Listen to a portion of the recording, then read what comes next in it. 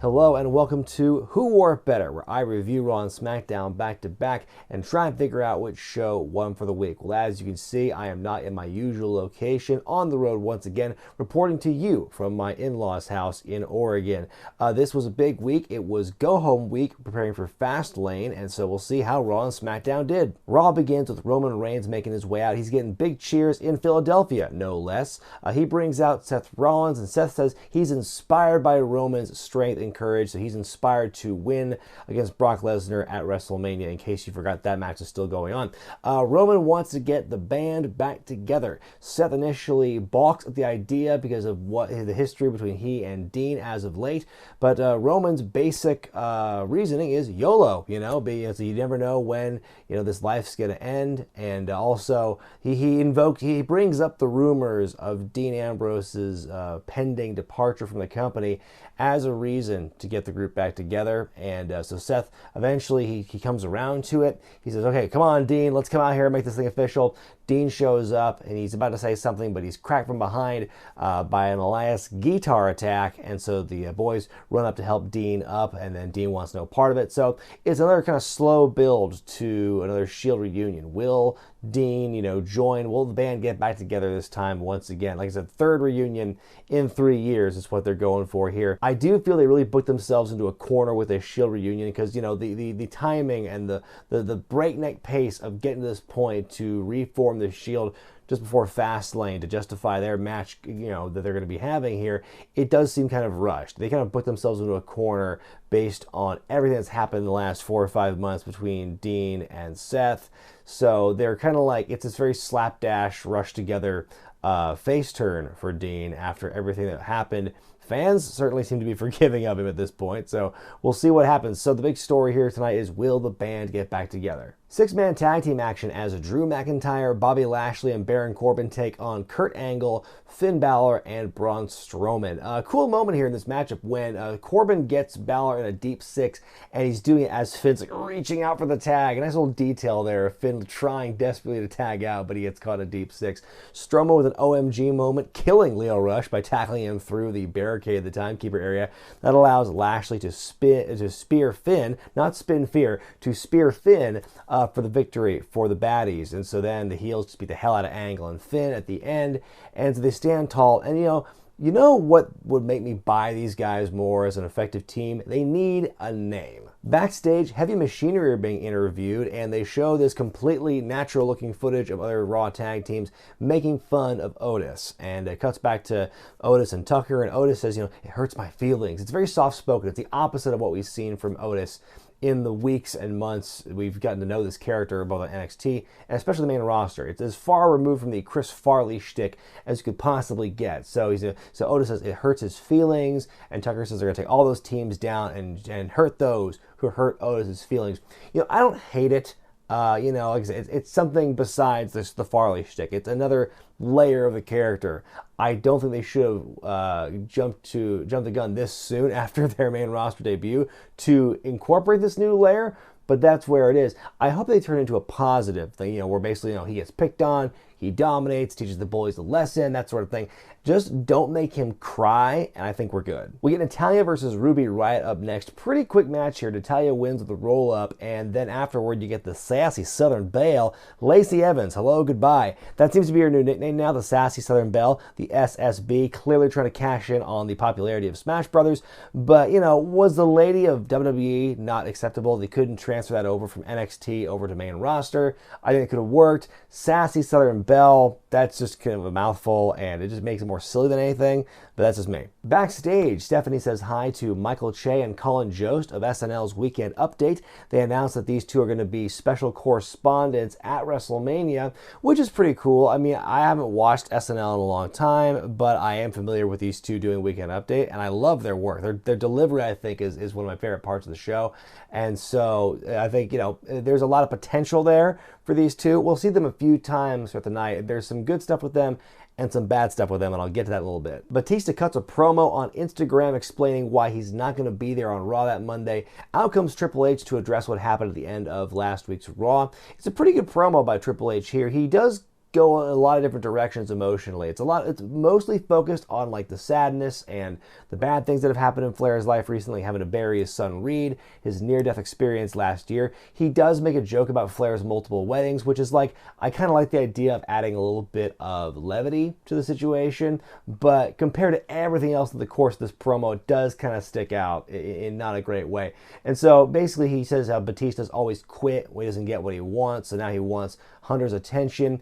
And so he says, Dave, we're going to meet face to face, and you're not going to see the character, you're going to see the man. Which, okay, I don't understand why WWE likes to keep telling people it's fake. And again, not the last time we're going to see that in this night, and it's going to be even more blatant as we keep going on. If you were to just look at the transcription of this promo, like not actually watch the thing, if you just look at the words, it would come off as kind of weird. Like I said, he covers a lot of sad things in this promo. So talking about the weddings as kind of a joke seemed kind of out of left field. But I think what made this promo really stick out to me was how much Triple H really believed in what he said. I think that's one of the hallmarks of a great promo, is how much the character believes in what he's saying. I think that, him saying not the character but the man was weird, but I think overall the promo and his delivery and the overall story he was trying to tell in this promo, I think, made it really strong work. And I think if you haven't seen it yet, you should go out your way to look at it. Backstage, Charlie Caruso interviews Stephanie McMahon, who says that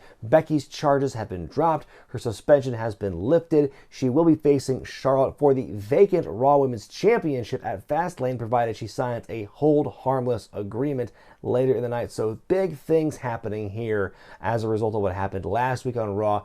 We will see how that ends up. We get Heavy Machinery in a gauntlet match against the B Team, the Ascension, and Ryder and Hawkins, and Heavy Machinery just dominates all three teams. Otis Dozovich is heavily involved in the decision for all three parts of the match. So Heavy Machinery look pretty dominant here, and so further contemplation, does that mean that people won't be picking on Otis anymore? Because he pretty much proved all the bullies and the haters wrong in one fell swoop by beating all those teams in one go. I mean, does this already put a bow on that mini storyline? Or does it keep going and they just keep trying to prove people wrong? Backstage, we see Michael Che and Colin Jost walking through the hallways, and some pretty funny banter between these two. They're definitely trying to paint Michael as like the one who knows more about the product, and Colin is kind of a nerd who is kind of out of touch with the overall scene. They walk past EC3, who once they walk past him, he's like a total statue, just posing, holding the spray bottle, like looking at the mirror. It's like great use of seeing him.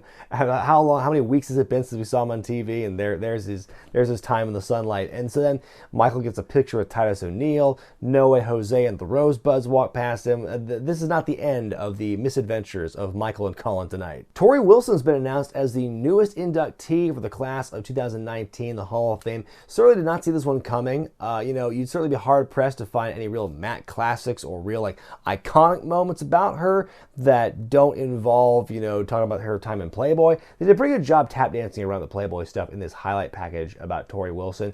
The more I think about it, though, it's like she was certainly had pretty good longevity in an industry where women don't really last that long in wrestling. I think that she was able to carve out a pretty good niche for herself, across WCW and WWE over the time she was involved in both companies.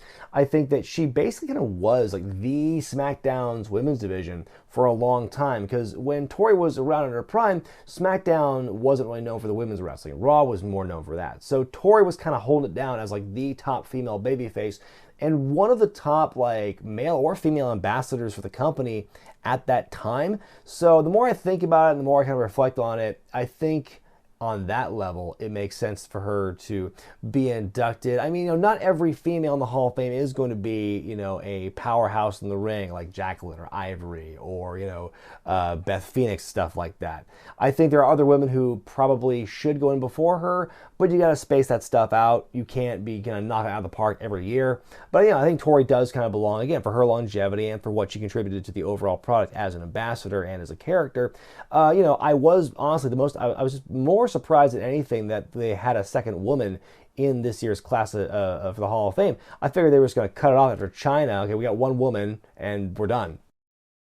We get a backstage interview with Charlotte, and she steals Keith Lee's catchphrase when she says everyone's going to bask in her glory when she beats Becky Lynch at Fastlane. Up next, Elias takes on Dean Ambrose. Throughout the night, you've seen Roman Reigns and Seth Rollins approach Dean as he's getting ready for his match, try and make a passionate pleas to him to bring the Shield back together, but Dean has none of it. He said, I got to concentrate on my match, da-da-da. So we go to Elias singing this song. He says some good heat with this song. He says the kids of Philadelphia have no future, which is a pretty mean thing to say. And then he says Bryce Harper's career is going to go to die there in Philadelphia. It's a pretty decent match.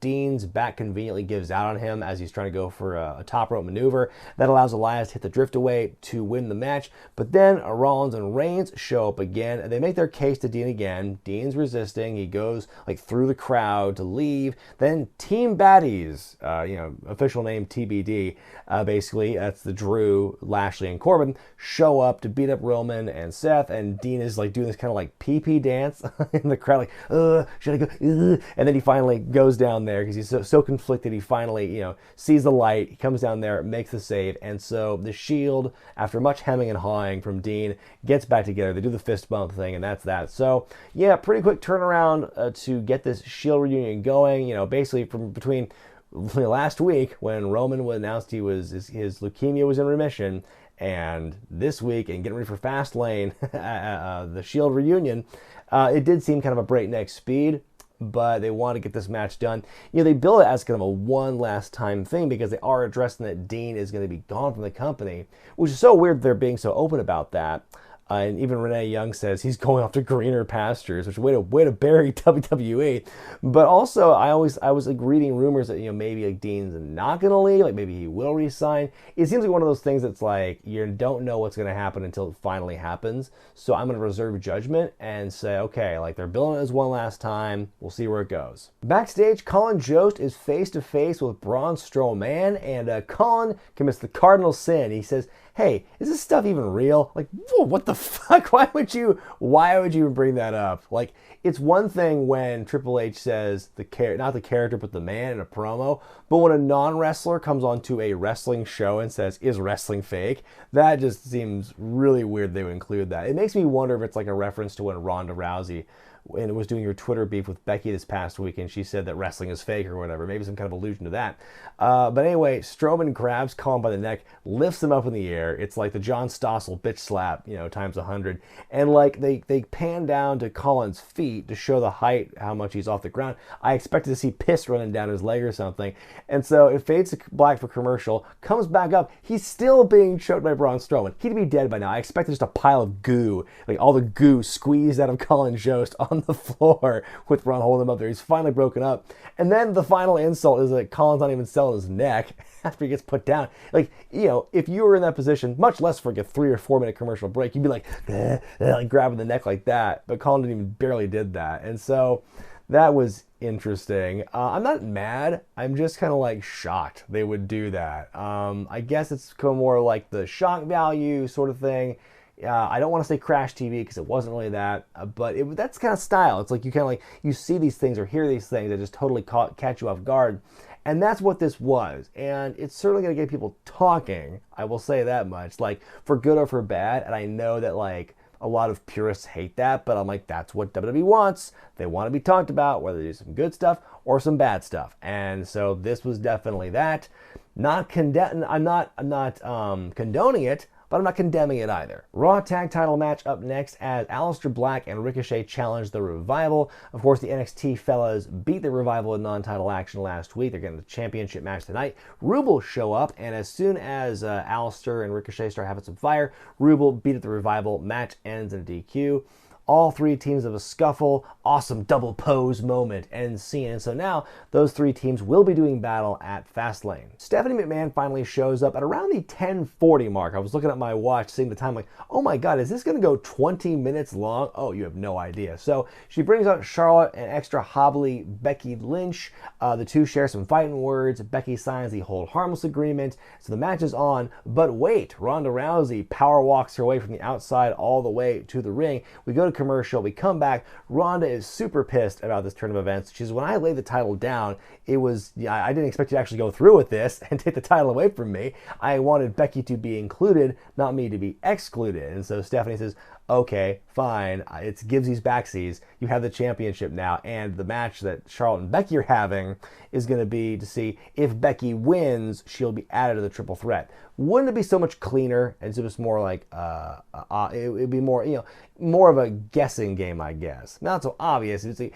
if you just had like the winner faces Ronda Rousey or something, because now it's just now it's very plain to see Becky's going to find some way to win at Fastlane. So if Becky wins, she's added to the triple threat times. So the title was vacant. Now it's not. Things gotten a wee bit complicated with this angle here. And then Ronda turns heel big time. She cuts this huge rant about how I've busted my ass and I've been really good at what I'm doing, and you people have the nerve to boo me. Screw you. Screw Charlotte. Screw Becky. No more Mrs. Nice Bitch. She kicks Charlotte and drops the microphone at the same time, and the timing of the microphone hitting, you hear the thump, thump, thump, along with Charlotte falling, just makes it sound like an extra cartoony extended fall, pratfall by Charlotte. Ronda spends the next several minutes beating the hell out of Becky, just bodies her, puts her in multiple arm bars, just leaves her in a really bad shape. Where the hell are the army of referees at this point? Somebody should have come in and tried to break this stuff up, but we don't get that. And I just, I couldn't believe they went full heel with Ronda here. I never would expect them to finally embrace that sort of thing. Because, like,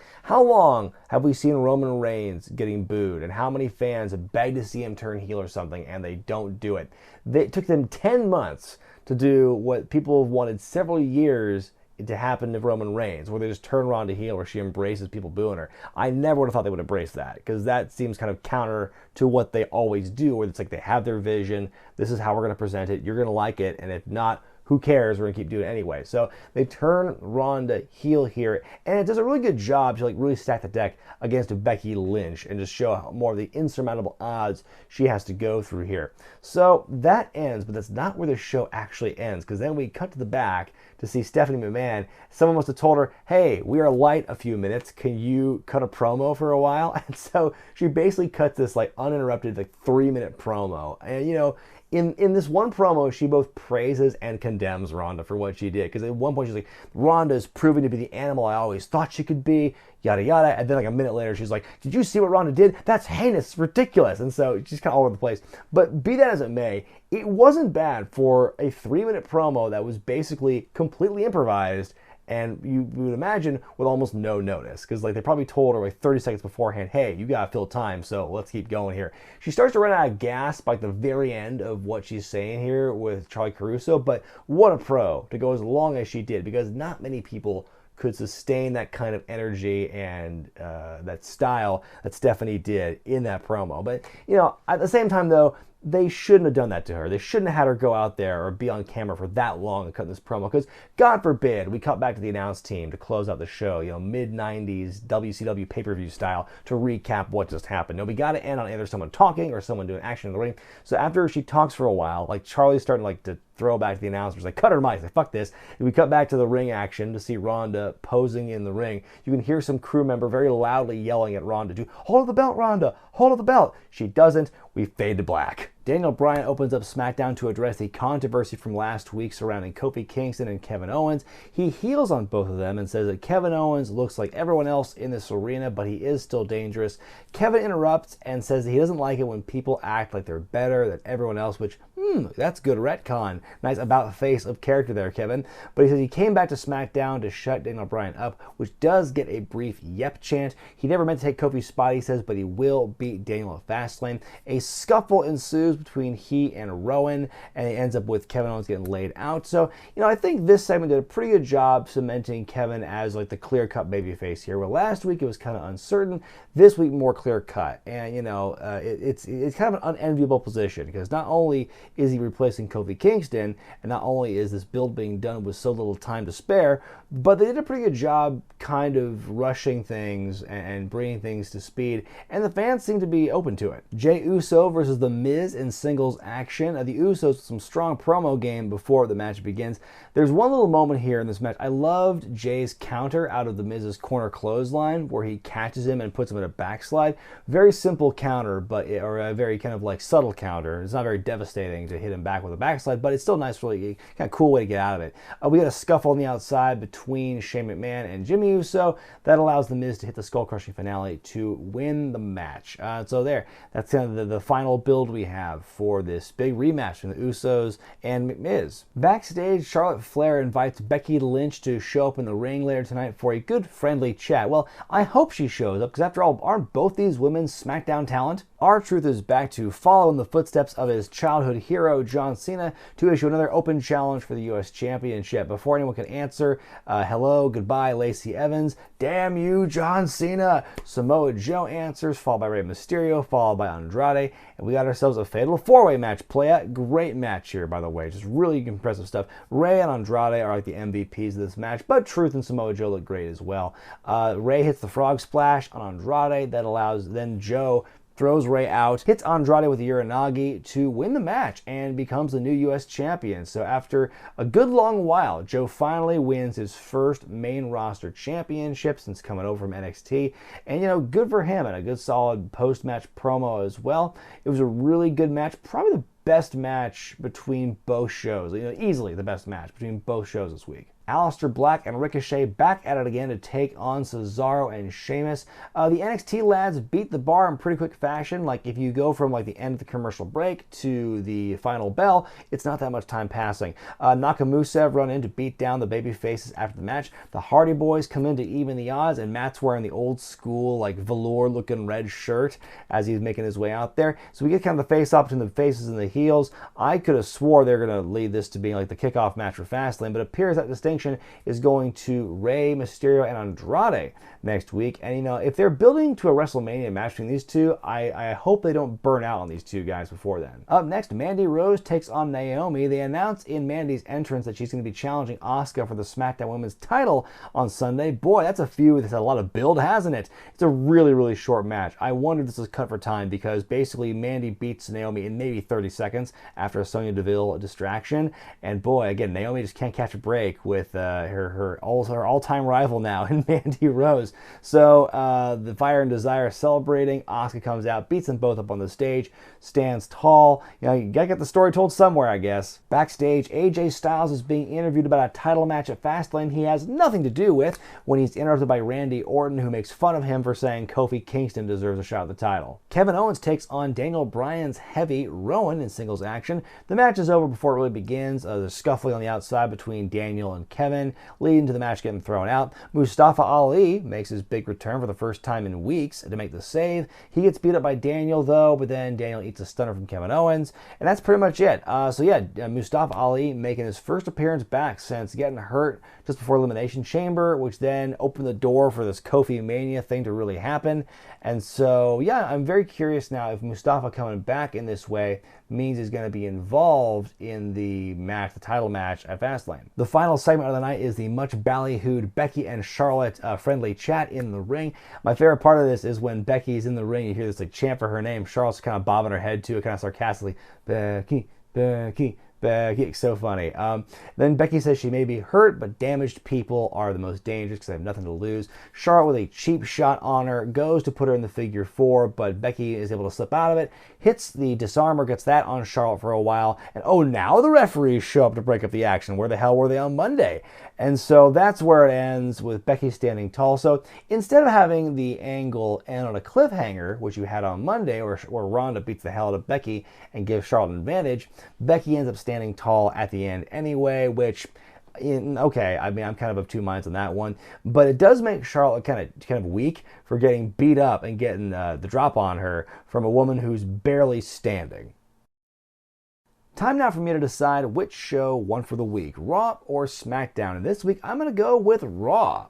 This was kind of a tough choice. I think both shows were strong in their own ways. I think that Raw had really good promo work and overall really good story building, a lot of overarching angles as well, though the wrestling itself was not that great. SmackDown easily takes the crown in terms of wrestling this week, but it's for one match and one match only. SmackDown, I think, had a terrific four-way, but a lot of other stuff paled in comparison from that show. I think SmackDown, more so than Raw, suffered from a lot of like really super rushed build to get to the point of Fastlane. And I know it's like Fastlane's one of those shows where it's kind of like a throwaway, way, because like a lot of the stuff we kind of know what's going to happen. But I think it was still just like, oh my god, it feels like kind of thrown together so last minute. And Raw, I think basically that third hour kind of gave them, in some cases, the advantage and gave them more time to let these stories be told, like the stuff with the Shield, like the stuff with Becky and Ronda and Charlotte. On Raw, I really enjoyed the Triple H promo, even though it took some weird turns throughout. I think that the message was there, and the delivery and the conviction with which Triple H said these things, I think made it really recovered and really made a stronger promo. The Shield reunion, that whole story they were trying to tell, I think, again, for the very rushed period of time they had to work with, I think it was pretty well done. Ronda's heel turn, I think, was very masterfully done. I love the way they really kind of like embraced this kind of newfound criticism toward her, or like the building criticism in the wake of these like other more established, main roster women who have been there for a while and are getting more support than Ronda, and how it's like kind of backfiring. And I love that they like didn't waste any time really in having her like just get pissed and like, you know what, screw this, no more Mrs. Nice Bitch, whatever. I think that was actually a really well done segment. And then, you know what, I'm just going to give Stephanie some credit here, because, like I said, not everyone can do what she did and be told, like, no matter how few seconds in advance, hey, we got to fill time, just do this, just keep stretching, keep talking. And she made it work. And like, there were a couple of hiccups, and by the end she did kind of, you would kind of tell she was running out of things to say, but she was able to hold her own, have a really good composure throughout. And I think there was like, I rag on Stephanie a lot for some of the way she would talk down to certain wrestlers, but you know what? When push came to shove, she actually delivered in a big way on that night. What I didn't like was the constant references to, hey, wrestling's fake, everyone. We're characters. And we can have Colin Jost tell Braun Strowman this stuff is fake. Like, that was just really weird. And then it's like, no matches on that show really stood out to me. It was a very story and character-driven episode of Raw. Wrestling was kind of put on the wayside. With SmackDown, I enjoyed how they brought fans up to speed in a pretty good way, with Kevin Owens really establishing him as like the babyface against Daniel Bryan. No ambiguity here. Like, he's clear cut, like he's a man of the people who wants to fight Daniel Bryan and shut his mouth up. That was a pretty good job of making him like the new babyface du jour. The Usos promo was better than their match, which is still fine, but the promo I think was better. The Fatal 4-Way obviously was a tremendous wrestling and great finishing Samoa Joe win the championship. But like I said, I think it's one of those things where a shorter time frame hurt SmackDown this week instead of helped it, because it just ended up with a lot more rushed things going on with Fastlane. In particular, the Mandy Asuka build, if you want to call it that, like it really didn't make Naomi look very good at all, because here's a former two-time SmackDown Women's Champion getting beat by Mandy Rose again in like record time, and so it's that was kind of an overall trend I noticed with both Raw and SmackDown this week. All like the women's matches were all just kind of like, really super short. I think Natalya Ruby Riott might have been the longest one out of them, but not by much. It was like all those matches were super short in one way or another. Overall, both shows had some strong moments, some questionable moments, but I am going to give the nod to Raw this week, because if we're going to look and see which show got me more into Fastlane, I would have to give the nod to Raw. I think it was a stronger go-home show, so that's why it wins this week. Let me know what you thought about Raw and SmackDown this week in the comments section below, and be sure to vote which show you thought was better in the gimmick in the upper right-hand corner of your screen. I'm Brian Zane, and I'll see you next time.